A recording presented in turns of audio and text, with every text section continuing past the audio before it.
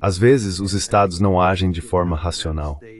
E eu acho que se você observar como os Estados Unidos têm se comportado em relação à Ucrânia nos últimos anos, isso não é racional.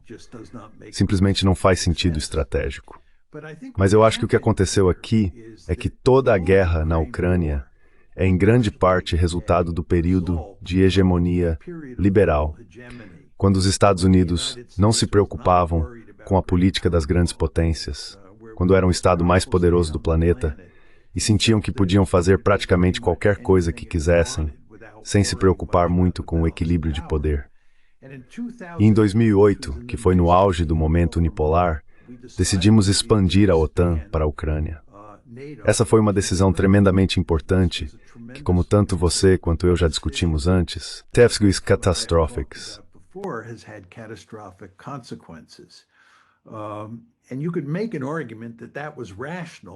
E você poderia argumentar que isso era racional em 2008, quando vivíamos em um mundo unipolar e os Estados Unidos estavam em posição de pensar que poderiam pressionar os russos.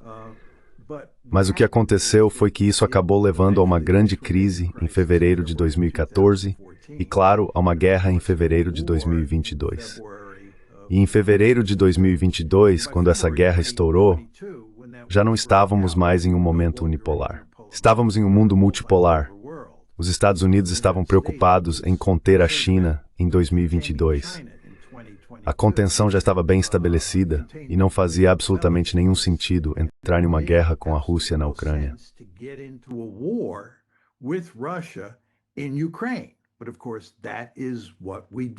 Mas é claro, foi exatamente isso que fizemos. E, na verdade, como você e eu já conversamos em várias ocasiões, os Estados Unidos não fizeram nenhum esforço para evitar essa guerra.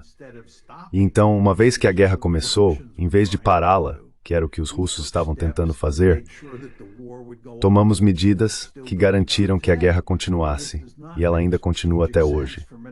Isso não faz sentido estratégico do ponto de vista americano, então acho que este é claramente um caso de comportamento não racional. Não está de acordo com a teoria realista. E o resultado final é que estamos com muitos problemas. Agora, meu ponto final aqui, Glenn, remete a uma observação que fiz há muito tempo, mesmo antes de pensar sobre o que é o realismo. Isso foi quando eu era jovem e os Estados Unidos estavam envolvidos na Guerra do Vietnã.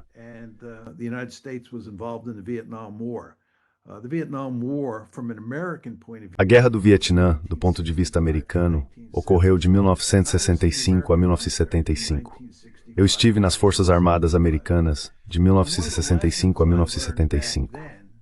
Uma das lições que aprendi naquela época, e que só foi reforçada com o passar do tempo, é que é muito fácil entrar em guerras, mas extremamente difícil sair delas. Isso é especialmente verdadeiro se você é uma grande potência como os Estados Unidos, que está sempre preocupado com sua reputação.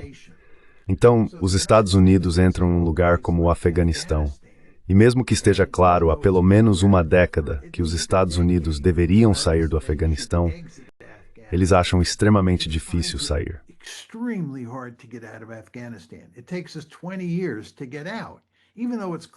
Levamos 20 anos para sair, mesmo estando claro há muitos anos que iríamos perder a guerra. Essa é basicamente a mesma situação que enfrentamos no Vietnã. Foi muito difícil sair daquela guerra. E o mesmo acontece com a Ucrânia. Foi fácil entrar nela. E a administração Biden, na minha opinião, foi incrivelmente despreocupada ao pensar em como seria fácil vencer essa guerra e viver feliz para sempre. De qualquer forma, entramos na guerra e estamos tendo uma dificuldade enorme para sair dela. E como disse há alguns minutos, isso não é racional. Lutar essa guerra do ponto de vista estratégico americano.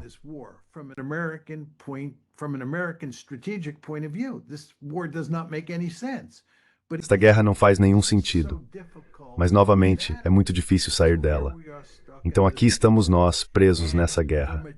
E do ponto de vista chinês, voltando à China, isso é um presente dos céus. Na minha opinião, os chineses deveriam torcer para que a guerra na Ucrânia nunca acabe. Na verdade, os chineses deveriam torcer para que nossos conflitos, os conflitos dos Estados Unidos no Oriente Médio nunca terminem. Porque como resultado da nossa aliança próxima com Israel, Precisamos deslocar grandes quantidades de recursos navais e aéreos para o Oriente Médio, de outra forma estariam posicionados no leste asiático. Os Chá não querem esses recursos asiáticos.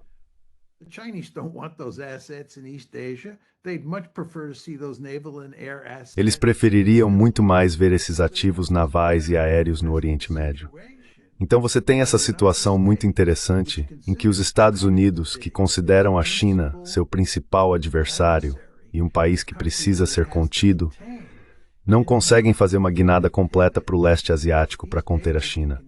Não apenas por causa da Ucrânia, que é o que temos discutido principalmente, mas também por causa do Oriente Médio e do fato de estarmos em um grande confronto com os Houthis. Precisamos proteger Israel caso entre em guerra com o Irã e assim por diante. Então tudo isso acaba beneficiando a China. Os chineses estão, na verdade, numa posição muito confortável no leste asiático.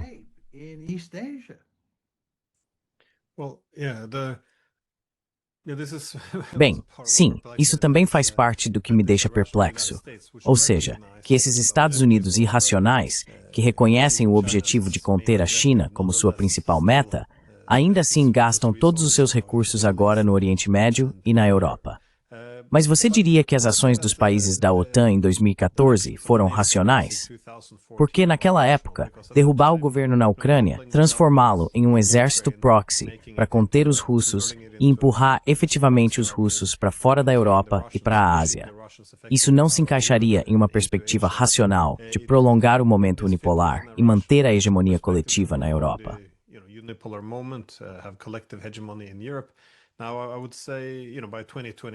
Agora, eu diria que em 2022, acho que isso é profundamente irracional, porque estava bastante óbvio que todos estavam subestimando o quanto isso era mais importante para os russos, e eles também tinham muito mais vantagens estratégicas em termos de logística e produção industrial real. E ainda mais em 2024, nada do que está acontecendo agora é racional. Mas já em 2014, você foi um dos primeiros a dizer que isso era um erro. Por que isso não era uma boa estratégia, na sua opinião? Derrubar o governo ucraniano, transformá-lo em um proxy contra os russos para enfraquecer um centro de poder. Assim, os Estados Unidos poderiam focar na China.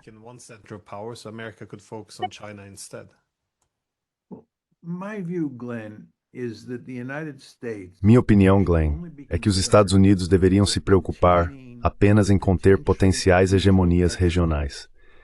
Em outras palavras, o motivo pelo qual acho que os Estados Unidos devem focar em conter a China é porque a China é muito poderosa e tem potencial para dominar o leste asiático.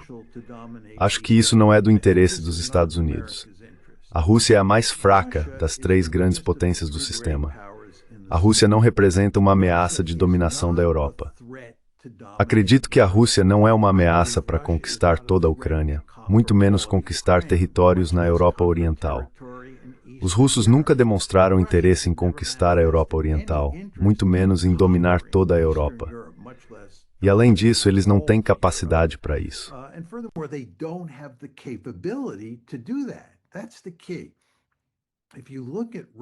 Esse é o ponto principal. Se você observar as capacidades da Rússia, o tamanho da população russa, a riqueza russa, e até mesmo o tamanho das forças armadas russas, eles não representam uma ameaça de hegemonia na Europa. A União Soviética era. Em 1945, a União Soviética era de longe o país europeu mais poderoso, estava posicionada no centro da Alemanha, tinha centenas de divisões. Os Estados Unidos definitivamente tinham interesse em conter a União Soviética durante a Guerra Fria. Mas a Rússia não é a União Soviética. Portanto, os Estados Unidos não deveriam estar expandindo a OTAN para o leste de conter a Rússia.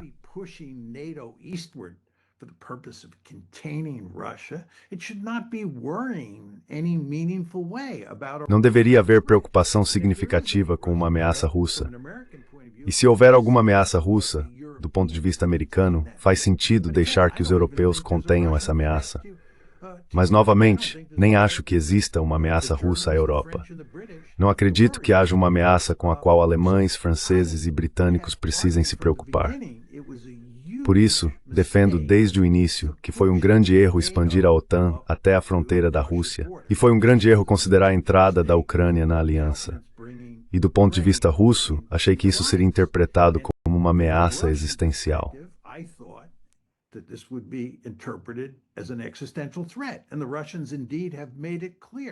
E os russos, de fato, deixaram claro em inúmeras ocasiões que veem isso como uma ameaça existencial. Portanto, o resultado final seria que você teria uma guerra que envolveria os Estados Unidos, uma guerra na qual os Estados Unidos não deveriam se envolver, porque a Rússia não é uma ameaça para os Estados Unidos. É por isso que argumentei que foi extremamente tolo pressionar para trazer a Ucrânia para a OTAN. Mas acho que se você olhar para o leste asiático, a situação é muito diferente. Quero dizer, basta olhar para o tamanho da população chinesa, para a quantidade de riqueza que a China possui e para o estágio em que a China está no desenvolvimento de tecnologias de ponta. Os chineses vão realmente dar trabalho para os americanos.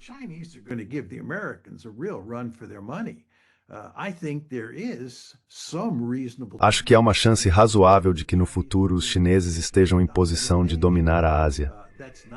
Isso não é o caso agora, e não acho que seja o caso no médio prazo, mas ninguém sabe sobre o longo prazo.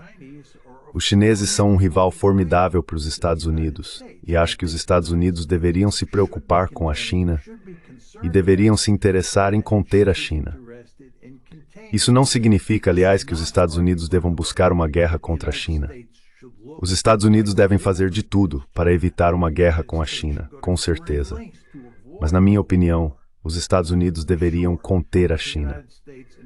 Mas, novamente, uma lógica diferente se aplica, na minha visão, quando se trata da Rússia.